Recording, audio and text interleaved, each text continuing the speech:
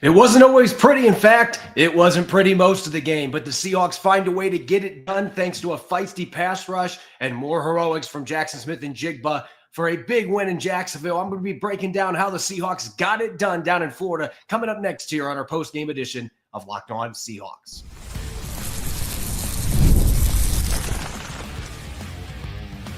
You are Locked On Seahawks, your daily Seattle Seahawks podcast.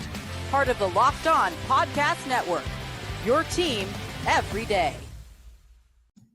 Greetings, 12. This is Corbin Smith, host of the Locked On Seahawks podcast, your daily Seahawks podcast, part of the Locked On Podcast Network, your team every day. A special thanks to all the 12s who are tuning in, and thank you, as always, for making Locked On Seahawks your first listen 5 days a week, whether you're tuning in nearby Graham, Washington, or if you're down in Globe, Arizona. Thanks to all the everydayers for tuning in. We greatly appreciate your support of the podcast. The Seahawks getting back in the win column. It wasn't pretty most of this game, but finding a way to get it done 20-12 against the Jaguars in Jacksonville. Going to be diving into all the key storylines coming out of that game. We've got our game balls and offense, defense, and special teams, and of course our weekly 3 up, 3 down.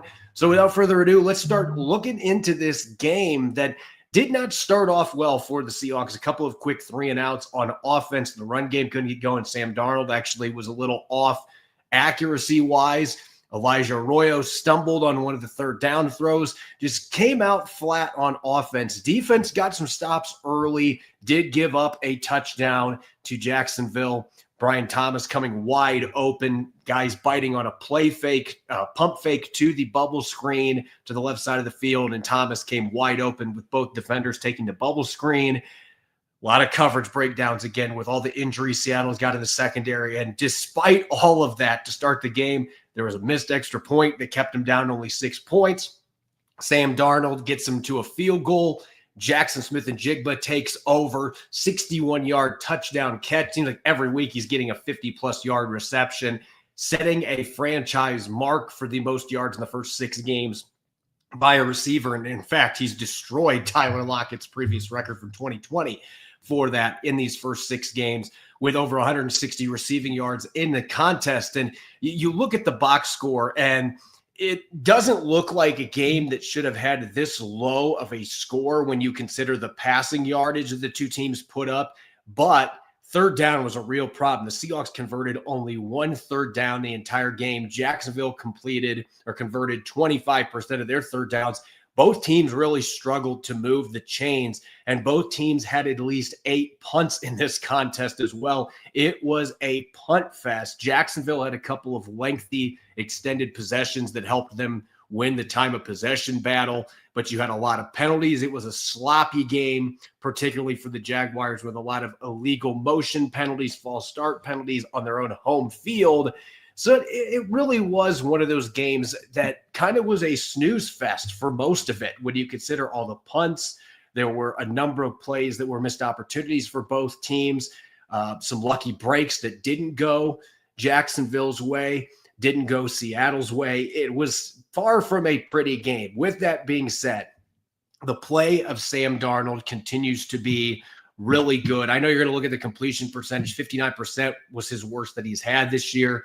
But he had his receivers letting him down a few times. Defense came through with some plays for Jacksonville and some downfield throws. He still had 295 passing yards. He had 2 touchdown passes, with the long one to JSN and then finding Cooper Kupp to start off the 3rd quarter on an 11-yard touchdown. And he didn't have any turnovers. That is still the big thing for me. The Jaguars came into this game. They had produced 14 turnovers in the previous 5 games. Seattle had 0 today. So you can look at all the punts and all the 3 and outs that Clint Kubiak's offense had, and as frustrating as it was to watch today, all of those results ended up being a heck of a lot better than a quick change that would have given Trevor Lawrence and Jacksonville's offense good field position.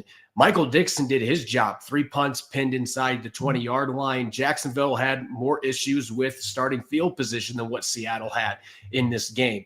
And so the special teams aspect won for Seattle. Even if the offense was not explosive most of today, it was a feast or famine performance. They got more big plays than what Jacksonville was able to mount up on offense today.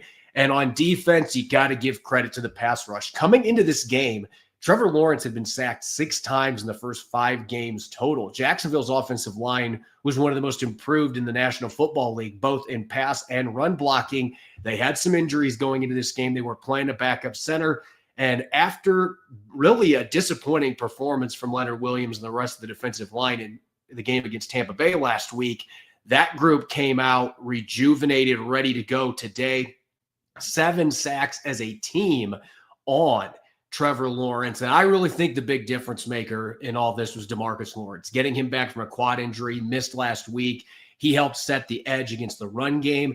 He had 5 quarterback hits on Trevor Lawrence in this game. He was living in the backfield. Both he and Byron Murphy. Uchenna Nwosu was very active. Leonard Williams had several quarterback hits, got in the sack column. Even Drake Thomas, the linebacker, got involved in a blitz. They were making this game a nightmare for Trevor Lawrence. He would drop back and there'd be 2 or 3 guys coming right after him. And a few times he made a miss in the first half, extended some plays. But second half, those rushes started to get home and they piled up 17 quarterback hits total on Trevor Lawrence in this game. That, to me, coupled with the explosives to Jaxon Smith-Njigba, A.J. Barner's late 61-yard catch at the end of the fourth quarter, those were the plays that ended up winning the game for the Seahawks in a game where both offenses really couldn't get any traction most of the afternoon with all the punts, all the 3 and outs, and missed opportunities in the passing game in particular. The Seahawks were able to capitalize more than what the Jaguars were, and that's why they are now sitting with a really nice 4-2 record. They keep pace in the NFC West, and they're hoping Tampa Bay can hold on at home against San Francisco. And obviously the 49ers with the head-to-head win in week 1 would still be in first place, but both teams would have the same record, and you'd have the Rams right there at 4-2 as well. This is starting to become a 3-horse race with Arizona losing again today, but you get 3 teams that would be in a 3-way tie atop the NFC West. So it's only getting more interesting in the division, and the Seahawks can look at this game and feel like there were a lot of missed chances. The offense had way too many plays that didn't work out their way. They ran the ball poorly with 2.3 yards per carry. Pass protection late kind of broke down on a few third down opportunities, and Sam Darnold took some hits after the pass pro had been really good the first 3 quarters. So there's obviously areas they're going to look at that they got to clean up coming out of this game. But anytime you can travel cross country and you can get some of the big plays and have the pass rush that Seattle was able to generate, it's going to give you a good chance to win. You want to get the win no matter what the score is. The Seahawks were the better team today, and they found a way to get it done. Now 10-1 on the road in the Mike Macdonald era. It's inexplicable why they are so much better away from Lumen Field, but that trend has continued. Eastern time zone, 10 a.m. games, doesn't matter. They play better when they are not at home, and that trend continued today. So a win is a win. There's a lot of things to work on. The defense had some busted coverages that led to some big plays. I mentioned one with the pump fake. Josh Jobe mistimed a jump on a ball that led to a touchdown for Patrick as well. So this was a game where the Seahawks had a lot of things that got away from them, and they still found a way to get the win. A lot of missed opportunities. So you can grow from this, but you look at it after 6 games, you're 4-2. The Seahawks have everything still in front of them. NFC West, a high seed in the NFC. Everything's still in front of them, even with the injuries that they have had on the defensive side of the football, and getting it done today. A big win against a pretty darn good football team that, especially on offense, they made the Jaguars look pedestrian at best for most of this game, even without 3 starters in the secondary. And that was a nice bounce-back performance for the defense and for Mike Macdonald and his coaching staff. Coming up next, I'm going to dive into the game balls on offense, defense, and special teams. Don't go away. You're listening to the bonus post-game edition of Locked On Seahawks. I'm Cody Rourke from Locked On Broncos, and this episode is brought to you by Peloton. Peloton is shaping the future of fitness with the brand new Peloton Cross-Training Tread Plus, powered by Peloton IQ. This is Peloton's most advanced equipment yet, giving you real-time guidance and endless ways to move, whether you're running, lifting, or you're cross-training with your favorite instructors like Alex Toussaint. It's training reimagined to make your workout more personal. Peloton is built for breakthroughs with features that help you plan, stay motivated, and hit peak performance. You can let yourself run, lift, flex, and go, while Peloton handles all the rest. Plus, Peloton IQ provides real-time strength coaching, tracking your progress and suggesting weights that challenge you so you can get stronger. Plus, the new movement tracking camera, it counts your reps and corrects your form in real time, making sure every rep is safer and smarter. So let yourself run, lift, flex, push, and go. Explore the new Peloton cross-training Tread Plus at onepeloton.com.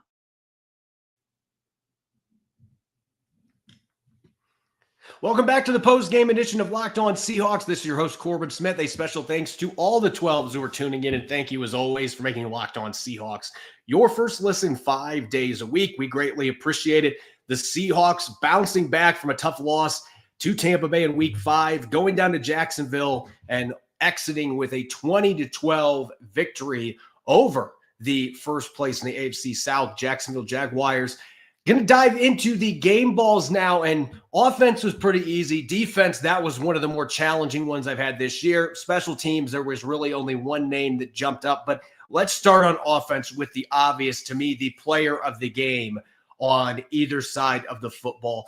Jaxon Smith-Njigba, he now in the first 6 games of the season has established a new record for the most receiving yards by a Seahawks receiver. He's in fact in the top 15 since the 1970 merger for receiving yards in the first 6 games of a year. It has been a historic start for JSN, and the decision to move on from DK Metcalf, who requested a trade, and moving on from Tyler Lockett.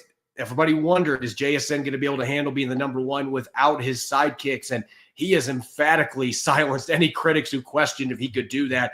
And he's winning downfield every single week. Over 160 receiving yards today. In the first half, he had pretty much the entire offense for the Seattle Seahawks, and Jacksonville had no answer for him. He's such a savvy route runner. There's several times he tied defenders in knots.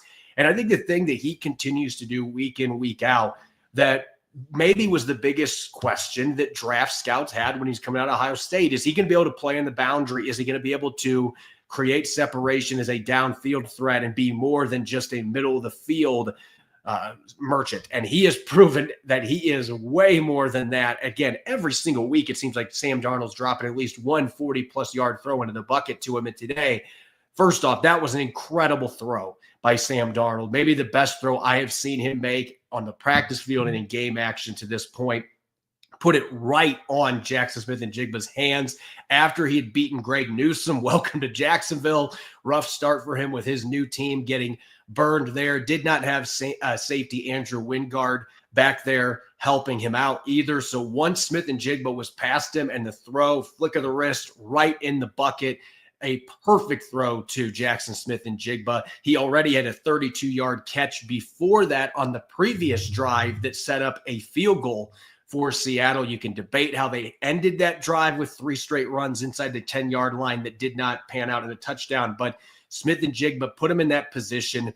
Every single week, he is finding ways to terrorize teams, both in the slot and on the outside. He's beating you in the short, in the intermediate game, in the deep game. He is as prolific of a deep ball threat as you're going to find in the NFL right now. He's just killing defenses, and they don't have an answer for him at this point.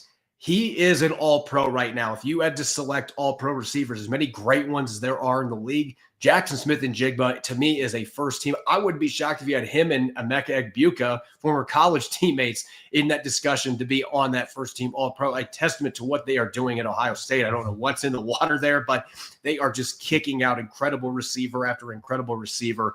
JSN is playing at an all-pro level, and today was another opportunity for him to show that, carrying Seattle's offense, he and Sam Darnold, and propelling them to a tough road win. So that one was easy. JSN clearly was the pulse of the offense. His 3rd game ball that he's gotten so far here on Locked On Seahawks in 6 games. That tells you what kind of a season he's having. Defensively, I had a really hard time with this because I think you could have named 3 or 4 different players that were justified. I considered Kobe Bryant here. I thought Kobe Bryant set the tone early in this game with a couple really nice tackles in the backfield on screens. One of them, he blew up top 5 pick Travis Hunter for a loss. I thought he really came out with a vengeance this week after the way the secondary as a whole played a week ago against Tampa Bay. I thought Kobe Bryant did a lot of good things, but he didn't have as many of these splash impact plays.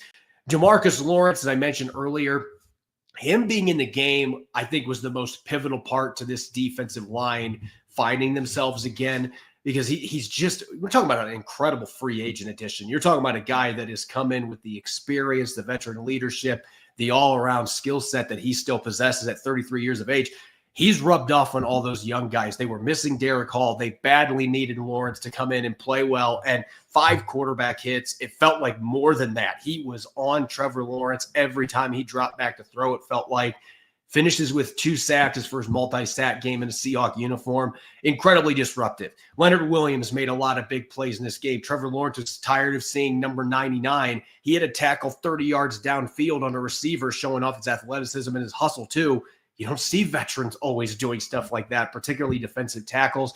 And yet, I can't name any of those guys as my player of the game, because to me, the most disruptive player that was on the field on defense for Seattle was Byron Murphy II, and he got started immediately in this game. The first play from scrimmage, runs down Trevor Lawrence as he's scrambling out to his left, trips him up for a 2-yard sack. He was involved in 2 other split sacks, so he had 2 sacks on the day. He's now at 4.5 sacks in the season after only having a half a sack as a rookie. He is really coming on. And you want to talk about somebody that was unblockable. I commented on this a few times on social media during the game. Jacksonville had absolutely no answer for Byron Murphy. If it was straight up one-on-one, if it was in the stunt game, which Seattle killed the Jaguars offensive line with twist stunts today. Lawrence got some of his pressures and sacks off of those games that were played off the edge. But Byron Murphy II, it didn't matter how they were using him today. Straight up, twist stunts, double teams. He was breaking them. He was unblockable today and had 4 quarterback hits, the most he's had in a game in his career. He had a tackle for loss in the run game. This was the best game that Byron Murphy II has played in his NFL career to this point, and he just continues to ascend. He was quiet last week like the entire rest of the line, but most of this season he's been very disruptive, and today he took another step forward, again, against a line that's been really good up to this point. He made the interior of Jacksonville's line. He took their lunch money today, though, and had a really good game. And on the special teams aspect, look, there was nothing crazy on special teams for Seattle. They just did their job. But that was a big today because Jacksonville did not. Jacksonville's kicker missed an extra point and a 50-yard field goal, so he had 4 points off the board. Jason Myers made both of his kicks. He made both of his extra points, and one of those kicks came on the drive after the missed 50-yarder by Little for the Jaguars. And so you had a 6-point swing there. Jason Myers obviously gets the game ball in that case. There weren't any big returns on kicks and punts. There wasn't any big blasting hits on special teams either, but there weren't any major mistakes on special teams. Michael Dixon was slightly better in the punting game than what the Jaguars were. They just had a better all-around game executing and doing their jobs. And Jason Myers was perfect, extra points and field goals. So really easy pick to go with him as the special teams game ball winner. And on a day where there weren't any real splash plays, but there weren't any mistakes. And certainly Jacksonville, they had several of them on special teams, including a number of penalties. Seattle was not hindered by that near as badly. They had one by Nehemiah Pritchett, but otherwise this was a game where Jacksonville just was outclassed on special teams. And that may have been the difference ultimately that led to Seattle escaping with their 4th win of the season. We're going to wrap up the show coming up next here with our weekly stock watch, 3 up, 3 down, the players who stood out in Seattle's win, and those that are going to be looking to bounce back next week when the Texans come to town for Monday Night Football. Don't go away. You're listening to the post-game edition of Locked On Seahawks.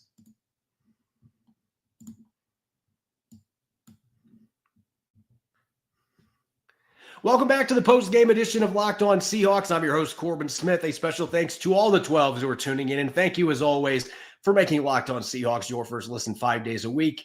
We greatly appreciate it.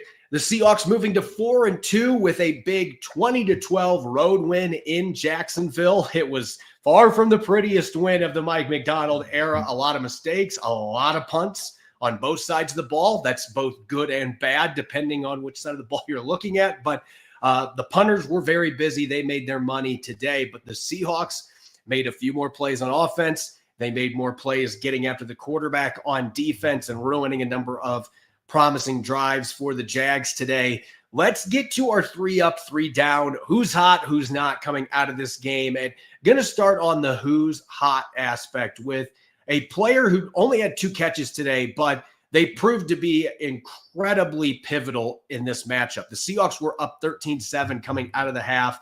Cooper Kupp makes a 29-yard catch down the seam. We hadn't really seen anybody not named Jaxon Smith-Njigba make a play in the passing game in the first 30-plus minutes. But that 29-yard catch, he broke a tackle, got some extra yardage, and then Sam Darnold went right back to him with a picturesque back shoulder throw to Cooper Kupp for an 11-yard touchdown.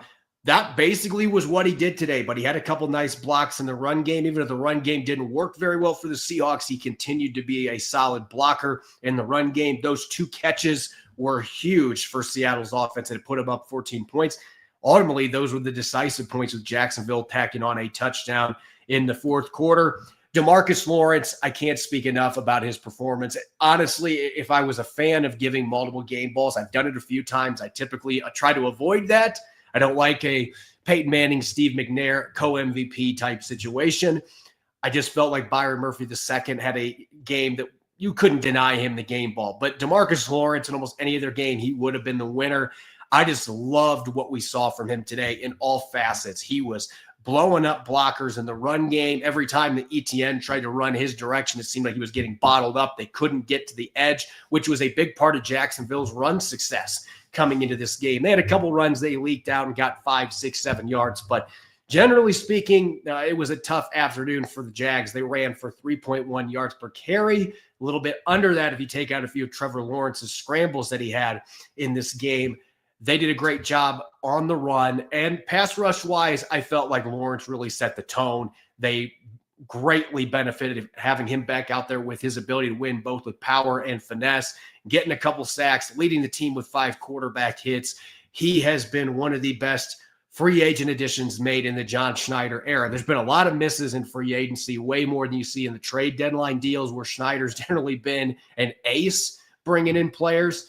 DeMarcus Lawrence has been an exception to that, though, an outstanding free agent addition that's really been a difference maker that they missed badly. If he plays last week, they beat the Tampa Bay Bucks. He is that kind of a player for this team.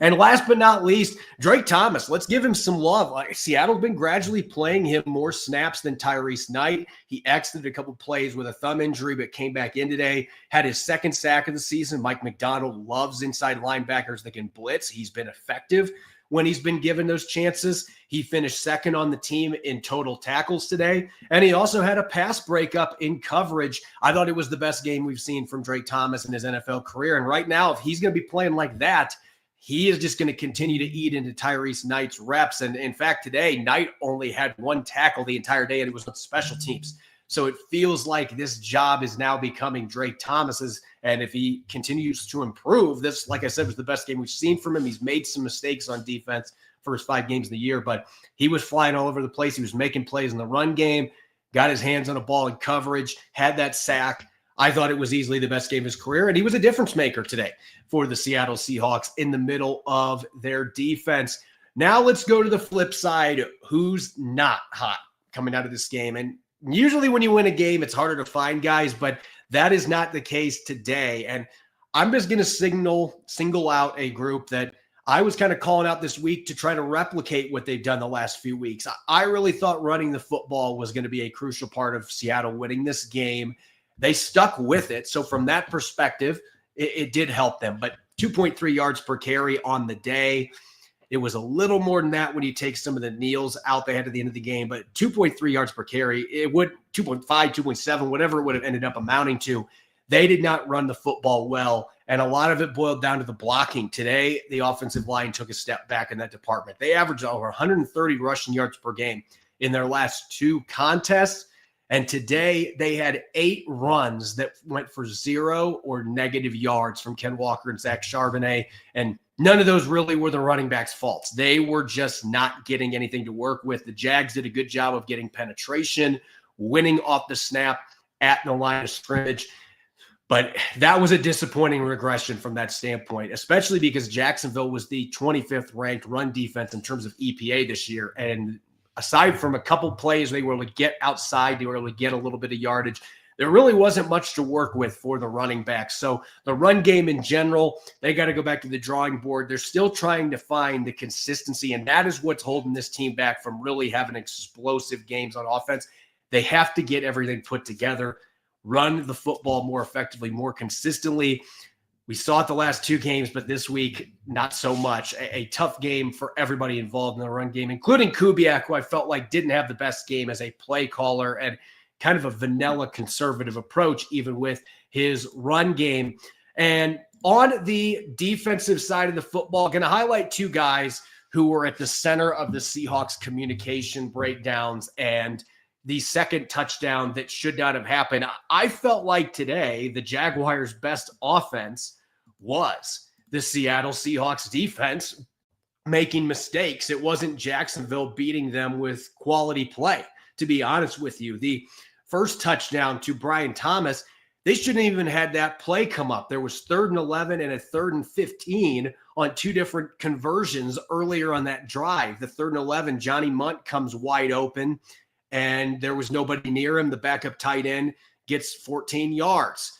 They had a penalty on Nwosu for being offsides in that play too. Then 3rd and 15, you had a coverage misunderstanding between Josh Jobe and Kobe Bryant. It looked like Jobe expected he was going to have more help there than what he did, and Brian Thomas just kind of sat along the sidelines and gets a 19-yard gain. That set up the 21-yarder where they had 2 corners, and in this case, it was Darion Kendrick and Shaquille Griffin.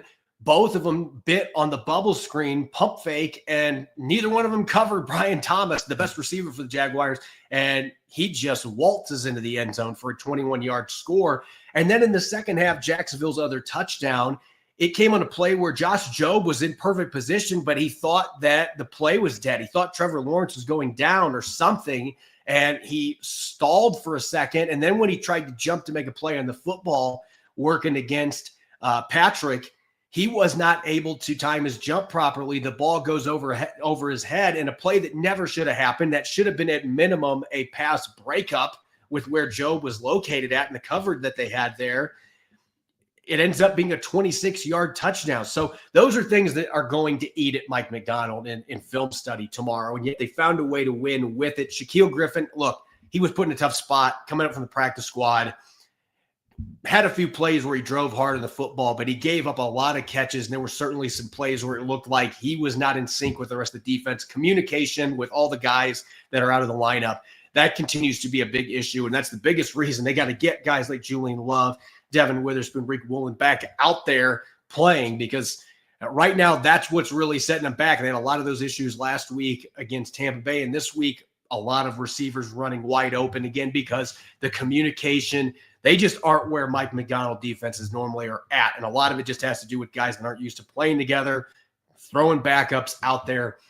They were able to right the ship, though, and for most of this game, they played clean, sound football. But some big mistakes for Josh Jobe. He should have had a pick on another play that bounced off his hands, and Brian Thomas would have had a 54-yard touchdown off the deflection if not for offensive offsides against Travis Hunter. So they benefited a little bit there, but he was right in position. You got to finish that play. So corners continuing to struggle for the Seahawks in this game, and yet they found a way. Jobe made some good plays in this game. Not a horrible game, but he made some huge mistakes. So he lands on this list on the 3 down for week 6. As always, you can follow me on X and Blue Sky at Corbin Smith NFL. Make sure to subscribe to Locked On Seahawks on YouTube and wherever you listen to your podcast to make sure you don't miss a single episode. Coming up tomorrow, we'll have our Monday musings. Rob Rang and I will team up, and we will dive deeper into what we saw on the All-22 coming out of Seattle's win in Jacksonville. Make sure you're listening in and enjoy the rest of your weekend. Go Hawks.